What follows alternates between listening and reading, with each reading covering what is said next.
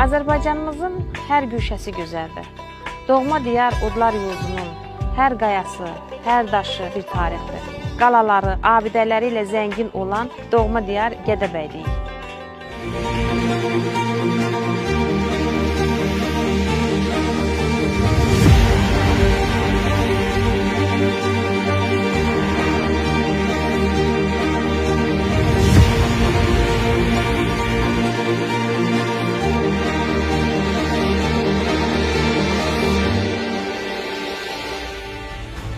Azərbaycanın dilbər güşələrinin biri sayılan Gədəbəy rayonu Kiçik Qafqazın orta və yüksək dağlıq zonasında yerləşir.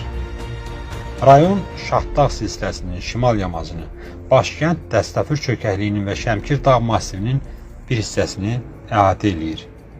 Azərbaycan Respublikasında inzibati rayon olaraq Gədəbəy 1930-cu ildə təşkil edilmişdir. Sahəsi 1290 kvadrat kilometrdir.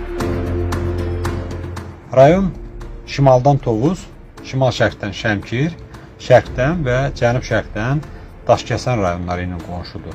Qərbdən və cənub-qərbdən 120 km məsafədə Ermənistanla həmsərhəddir.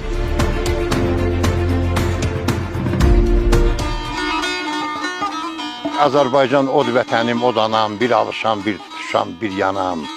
Nə müddət ki, özüm adlı cahanam, get ha Xodkar, get ha Paşa, get ha bəy. Xəritəyə bir ad düşüb Gədəbəy.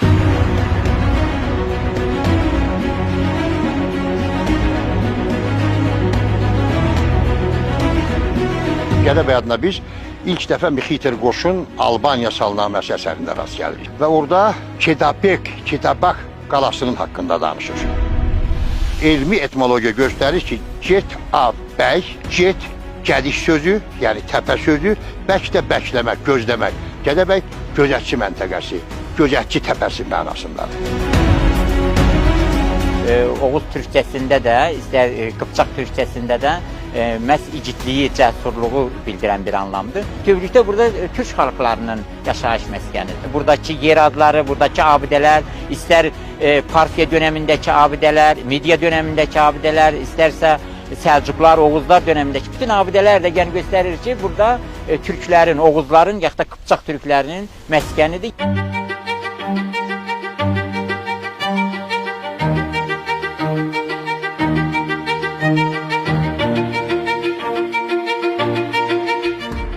Zəngin mədəni irs nümunələri Gədəbəy Diyarşünaslıq Muzeyində bu gün də qorunur.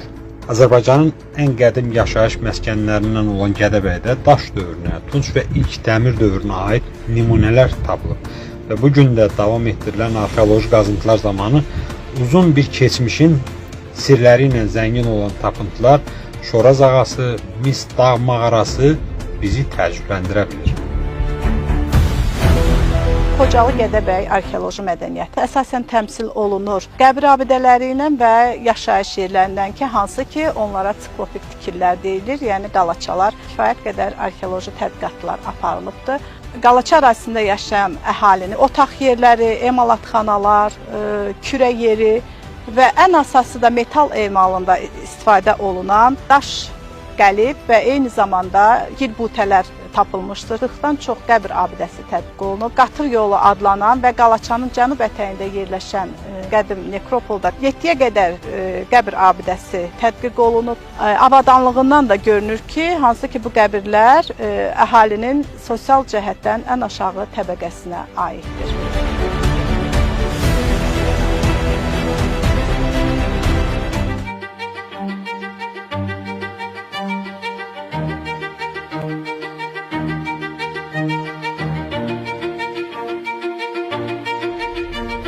Abidələrlə xüsusilə zəngin olan Söyüdlü kəndində tunç ilk dəmir dövrünə aid müdafiə məqsədilə tikilən dünya əhəmiyyətli qalaça bu gün də qorunur. Ümumiyyətlə, Gədəbəy ərazisində böyük və kiçik olmaqla 100-dən çox müdafiə və müşahidə xarakterli qalaça var. Qalaçaların tikilməsi bu gün də belə deyim, mübahisə predmeti olan bir mövzudur. İstifadə edilən daşların bir neçə ton ağırlığı olmuşdur. Və maraqlı cəhət ondan ibarətdir ki, qalaçalar inşa olunduğu ərazilərdə həmin daşlara təsadüf edilmir.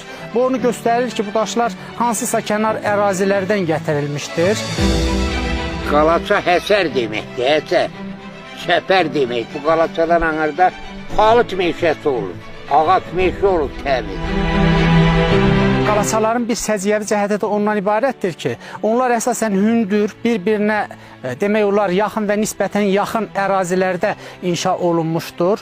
Əsasən düşmən hücumları zamanı məlumatın daha tez çatdırılması üçün, yəni bu qalaçalarda ocaqlardan, tonqaldan da istifadə edilmişdir. Bizim dayandığımız ərazidə Kiçik Qaramurad kəndi, elə təkcə bu ərazidə 3-dən artıq qalaçanın olduğunu, Dərməndağ kəndi ərazisində bir qalaçanın olduğunu, o cümlədən bir də Arıqdam kəndində. Bunların içərisində daha məşhur olanı Söyüdlü kəndində yerləşən dünya əhəmiyyətli qalaçanı biz qeyd edə bilərik.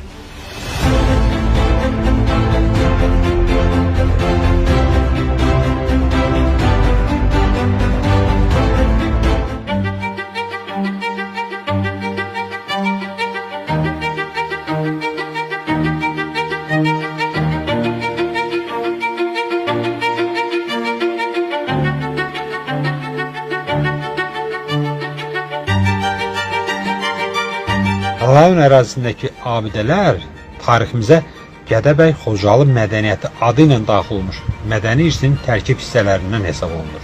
9-cu əsrin memarlıq abidələrindən sayılan Qız Qalası. Yolumuzu Şəmkir çayı sahilində sıx meşəli dağlar arasında yerləşən ən hündür zirvələrdən birinin tacı olan Qız Qalasından saldıq. Bəzən də el arasında bura Namərd Qala deyilir. Namərd Qala adlanan ölkə əhəmiyyətli abidəni ziyarət etmək isə böyük hünər istəyir desək yanılmarıq. Bu axarlı baxarlı Şəmkir çayını görürük. Şəmkir çayının gedib bir ada yaratdığı o dağın üstündəki Qız Qalasında görürük. Dünyaca məşhur olan Dağ Qalası. Qız Qalası bizə qədim mədəniyyətimizdən irs qalan ən böyük tarixi mədəniyyət abidələrindən biridir.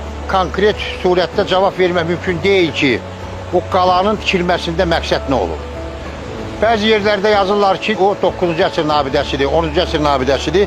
Amma son vaxtda ədəbiyyatlarda belə bir ifadə olur. Deyirlər ki, eldəkizlərin hakimiyyətdə olduğu vaxtda tikilib. Pişmiş kərpişdən tikilib. Xalq arasında ona Namərd Qala deyirlər.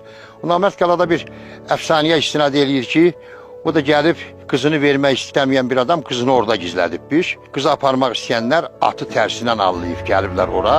O Nəmrud adında adamdır da. Nəmrud gələndə görüb ki, bəs qaladan atlar çıxıb gedib. Amma əslində qalanın ətəyindədir onlar. O atı izləməklə geriyə qayıdır.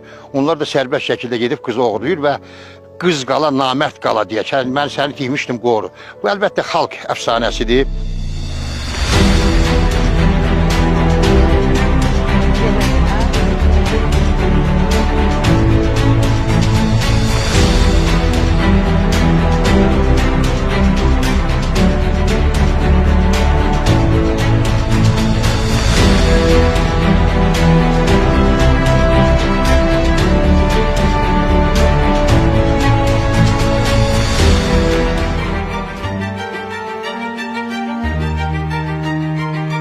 Qədim Azərbaycan dövlətinə, Qafqaz Albaniyası dövrünə aid müxtəlif memarlıq üslublarını əks etdirən məbədlər, kilsə bənklər, qalalar günümüzə qədər gəlib çatıb.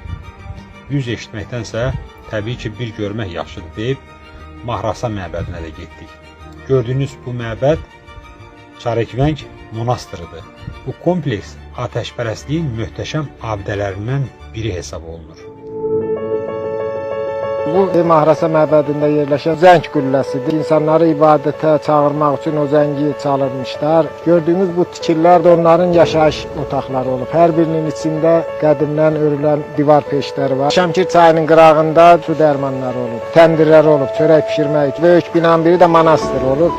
Manastırın içərisində yer düzəldiblər. 2-ci mərtəbə kimi biraz hündürdə, 1-3 metr hündürdə. Orada bir otaq tikiblər. O da Alban Katolikosunun otağı olub.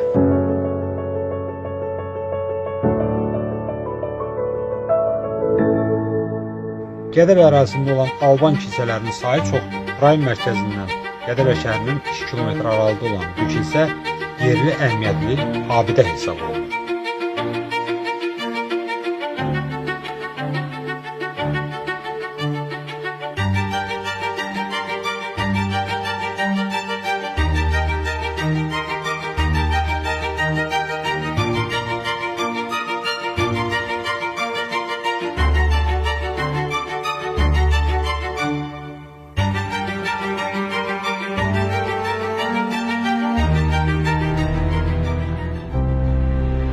Xocalı Gədəbəy mədəniyyəti eramızdan əvvəl 14-cü, 13-cü əsrdən 7-ci əsrə qədər mövcud olmuşdur.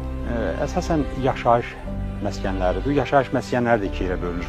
Müvəqqəti və daimi yaşayış məskənləri, eyni zamanda qəbirlərdir, emalatxanalardır, ibadətgahlardır. Həmşirək məbədi Qafqaz Albaniyasının yaratdığı memarlıq nümunələrindəndir və indi qarşısında dayandığımız bu məbəd Gədəbəyin, Böyük Qaramra kəndinin ən məşhur tarixi abidəsidir. Təxminən 5-7-ci əsrlərə aid hesab olunur və mənbələrə görə 12-13-cü əsrlərdə yenidən bərpa edildikdən sonra bugünkü formasını alır. Həmşirək məbədi kilsənin tavanından nəhəng kəmir zəng asıldığına görə el arasında həm də zəhli kilsə adlandırılır. 1960-cı illərdə kilsənin zəngi uğurlanıb. Məbədin divarlarına müxtəlif ölçülü və formalı naxışlar döyülüb. Deyilənə görə vaxtilə məbəddən karvansaray kimi də istifadə olunub. 19-cu əsrin hətta ortalarından başlayaraq Gədəbəydə fəaliyyətdə olmuş, bilirsiniz ki, Siemens şirkətinin əcnəbi əməkdaşları hələ özlərinə müəyyən ibadət yeri inşa etdirənə kimi məhz bu Alban məbədindən istifadə eləmişdilər. Bu tarixi memarlıq abidəsi Mədəniyyət Nazirliyi tərəfindən də yerli əhəmiyyətli mədəniyyət nümunəsi kimi təsdiqlənmişdir və bu gün də qorunub saxlanmaqdadır.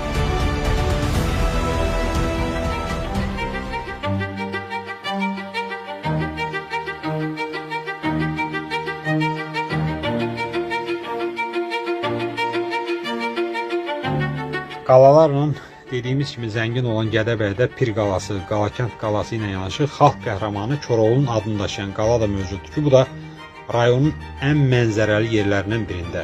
Qalakənd və Miskinli kəndləri arasında sıldırım qayalığın zirvəsindədir. Elmi ədəbiyyatda Cavanşir qalası, Koroğlu qalası da adlanır. Xaricilərin yazdığı ədəbiyyatda Cənnət qala da adlanır. Bu qala Miskinli Dəstəfur çökəkliyi ərazisində yerləşir. Bunun yaxınlığında Şora mağarası var. Azıq mağarası ilə eyni dəniz səviyyəsindən eyni yüksəklikdə yerləşir. Eramızdan əvvəl 8-ci əsrdə inşa edilmiş. Onun şərq tərəfi sıldırım qayalarının örtülüdür. Qərb-cənub istiqaməti isə daş bloklardan hörülmüşdür. Qalada təndir qalıqları var, daş dəyənəklər, dolmenlər mövcuddur.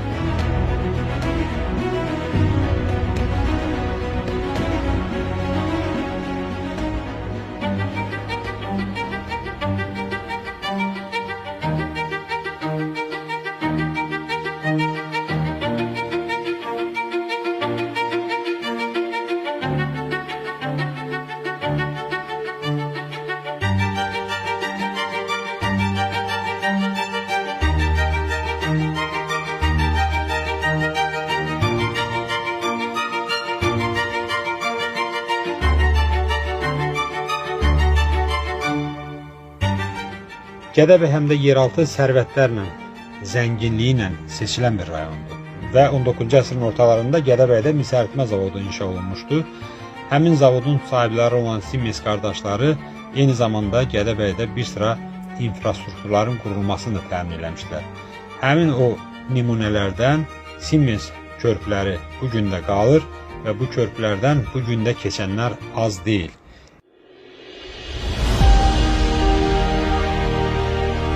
19-cu əsrin ortalarında Yunan mənşəli Maxov qardaşları filiz axtarmaq adından gəliblər və gəlib görüblər ki, Gədəbəydə zəngin mis yataqları var.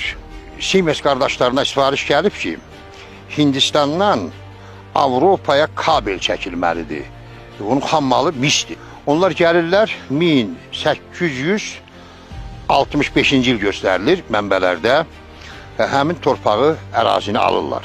Alandan sonra zavod quraşdırırlar. Görürlər ki, xam mal o qədər çoxdur ki, zavodun birinin öhdəsindən gəlmir. Qalakətdə də bir zavod tikirlər. Azərbaycan tarixində ilk dəfə dəmir yolu bax burada çəkib. Özü də Almanlar çəkib, Siemens qardaşları çəkib. Zaqafqaziya belə patriarxal münasibətlərin içərisində çabaladığı bir vaxtda Gədəbəy əməlli başlı bir mədəniyyət, iqtisadiyyat şəhəri idi. İrili xırdalı 25 dənə körpü var. Bu gördüyümüz körpü, buna Qanlı körpü deyirlər. Siemens qardaşlarının Gədəbəydə inşa elədiyi körpülərdən biri də budur. Bura meşənin sıx yeri olub, böyük ağaclar olub. Onlar buradan odun daşıyırmışlar ki, həmin vaqonlarla Gədəbəydə zavodda yandırıb o mis emalı eləmək üçün, qızıl emalı eləmək üçün. Və körpünün üstündə də dəmir yolu relsləri qalıb. Eyni zamanda Azərbaycan ərazisində ilk deməli elektrik stansiyasında Gədəbəydə Almanlar quraşdırdı. Azərbaycanın arxeoloji cəhətdən öyrənilməsinin ənənəsi də bu Siemens qardaşlarının dövranından başladı. Onların mühəndisi var idi, Valdemar Berg. Həm Gədəbəyin ərazisində, qismən də Daşkəsənin ərazisində 300-ə qədər qəbir abidəsini öyrənməklə məşğul oldu. Sonra oradan çıxan materialları Almaniyaya göndərib Virxova. Virxov o materiallar əsasında Qafqazın maddi mədəniyyəti adlı bir monoqrafiya çap elətdirib. Eyni zamanda muzey yaradıb.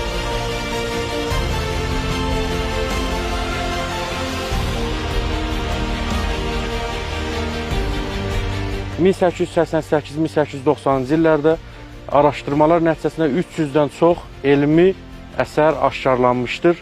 Bu əsərlər daş qəbirlər, kurqanlar, saxsı qablar, o dövrdə istifadə olunan məişət əşyaları və s. toplanılaraq Berlinə göndərilmişdir. Daha sonra Berlində həmin 300-dən çox aparılmış tarixi əsərlər nümayiş olunur və analogu olmayan bir müzeyə çevrilir. Bu tarixlərdən sonra 1896-cı ildə İvanovski Moskva Arxeoloji Elmi Cəmiyyətinin üzvü Gədəbəyə səfər edir və o da 72-dən çox tarixi elmi əsəri araşdıraraq tapır. Bunlara o dövrün məişət əşyaları, silahları, pulları, saxsı qabları və s. daxildir. Bir çox ölkələrdən və qeyd etdiyimiz həmin misəritmə zavodunda işləmək üçün gələn insanların özünə vətən seçdikləri Gədəbəy rayonunda bu gün də müxtəlif xalqların nümayəndələri yaşayırlar.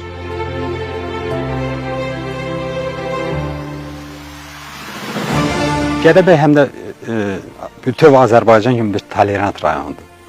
Burada Malakanlar məskunlaşmışdılar. Yəni mənim uşaqlıq dövrümdə də hətta biz onların ünsiyyətimiz çox olmuşdu. Bu gün də onların nümayəndələri burada çox sərbəst, çox rahat yaşayırlar. Samalardan süze yaraşırsan elimize, hoş soraqlar getir bize, durna teli, durna teli.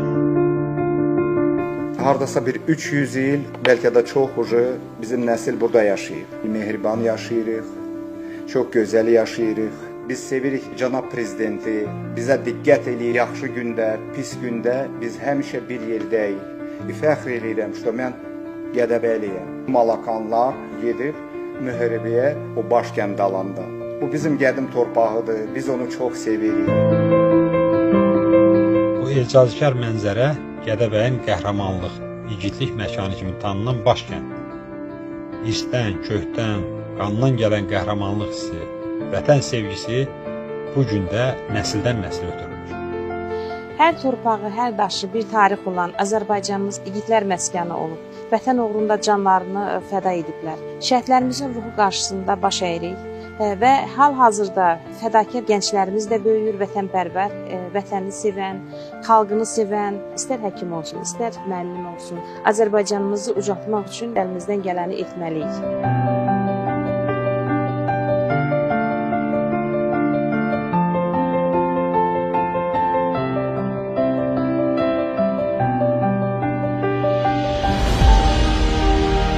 Hüsnü camalın nə gözəl, tarixin var, ulu, əzəl, ürəklərdə yerin özəl, can sənə qurban, Gədəbəy. Mərd doğulub oğul qızın, sarı tellə dinir sazın, nə şirindir xoşabazın, dilinə heyran Gədəbəy. Alimlərin diyarısan, qəhrəmanlıq vüqarısan, ömrümüzün baharısan, havası dərman Gədəbəy. Adəmdən cavandır, nuhtan qocadır, bir sirdir bilinməz, yaşı dağların tufana əyilməz, yada basılmaz, həmişə qar olar başı dağların. Koroğlunun harda mübarizə aparmağından asılı olmayaraq görürsən, yeni gəlir, öz qalasında həmin o qalibiyyəti, həmin o xoş anları qeyd eləyir, dəllər yığır başına, öz sazınla, sözünlə tərənnüm eləyir.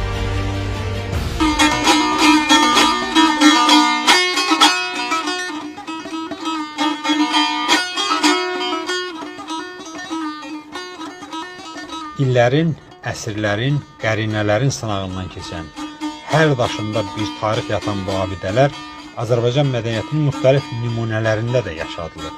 İstər rəsmlərdə, istər musiqidə, istər şeiriyyatda.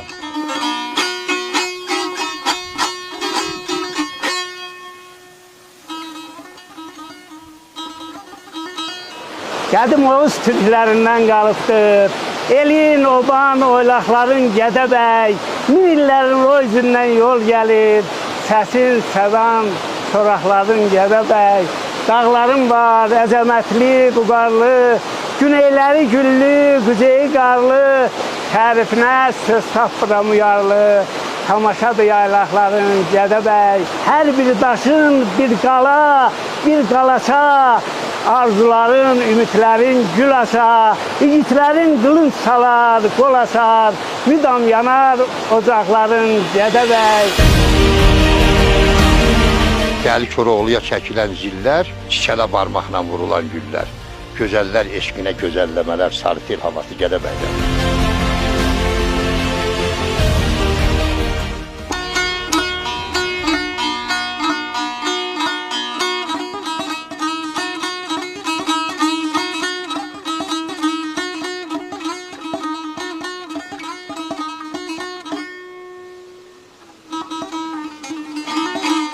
Nə gözəldir bağları ilə bir yerdə, belə gözəl çağları ilə bir yerdə. Tof dağıtmaz dağları ilə bir yerdə, Koroğlular qalasıdır Gədəbəy. Azərbaycan balasıdır Gədəbəy, Azərbaycan balasıdır Gədəbəy.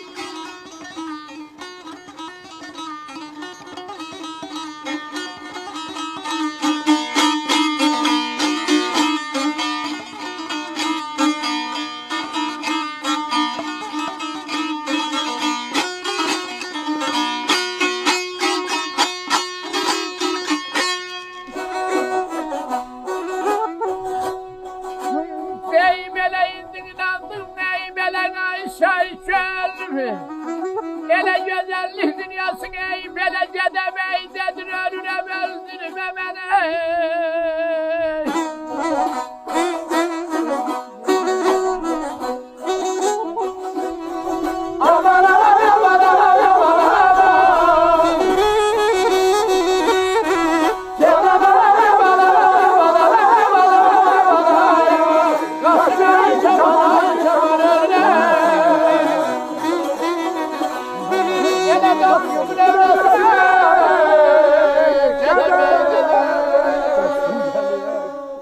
Aşklar diyarı, qala məskəni Gədəbəy'dədir.